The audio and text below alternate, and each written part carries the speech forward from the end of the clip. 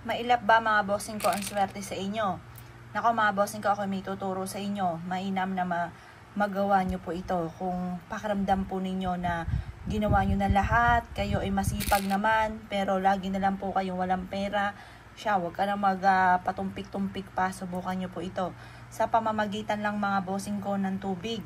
Pero dapat sipag at tiyaga mga bossing ko ha.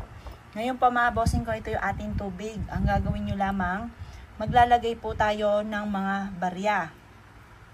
Ang gagawin po natin, maglalaan ka ng ganito ng isang baso at mga barya, nakaharap ka sa gawing silangan ng mga bandang alas 7.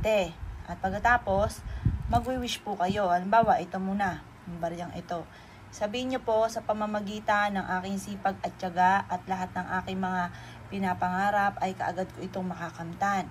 Kung ano man yung mga kamalasan ko pinagdadaanan sa ngayon ay wini-wish ko na mawala na lahat ang malas at imbis na malas ay puro swerte ang darating. Ganoon ang inyo po i-wish Tapos or kaya basta huwag kang gagamit ng sana, direct to the point ang pag-wish. Sabihin nyo po, halimbawa sa aking negosyo, dahil ngayon ay matumal, hinihiling ko na araw-araw na magkaroon ako ng malaking benta. Ganoon ang pag-wish. Or kaya sa tinatayan ko na numero, banggitin ang numero ninyo. Ito, halimbawa lang ito ha. Halimbawa, 8, 9, 43. Hindi tatlo na yun. Tapos 25, tapos 20, di ano na yun, 4.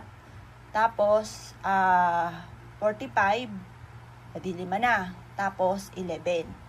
Yon, sabi nyo, sa numerong yon na aking naalagaan, ako ay mananalo na ng jackpot. Or kaya, nag-a-apply kang papuntang ibang bansa. Sabihin nyo po, makakalis na kaagad ako, darating na yung visa ko, ma-approvean ako, makakapasa ako sa lahat ng interview. Ganon mga boss. Pagkatapos, ihulog nyo po yan. Tapos, eto naman, sabihin nyo po, halimbawa, pagdating sa usapin, basta bahala na po kayo kung ano yung problema nyo pinagdadaanan na parang pansinin nyo mailap ang swerte. Ngayon po, i-wish rin po dito kung ano man yung nais nyo pang i-wish. Mas maraming barya, mas okay. Ngayon po mga bossing ko, dami-damihan nyo na at ibilad nyo po ito sa liwanag ng sinag ng araw. Yan, gawin nyo po ito basta umaga lang mga boss. Pag ito po yung nagawa nyo na mga bossing ko, ibilad nyo siya hanggang alas 8 ng umaga. Pagkatapos yung ibilad siya hanggang alas 8 ng umaga, ilagay nyo to sa sulok ng inyong tahanan. Halimbawa, ilagay nyo po dito. Yan, sa sulok ng pintuan.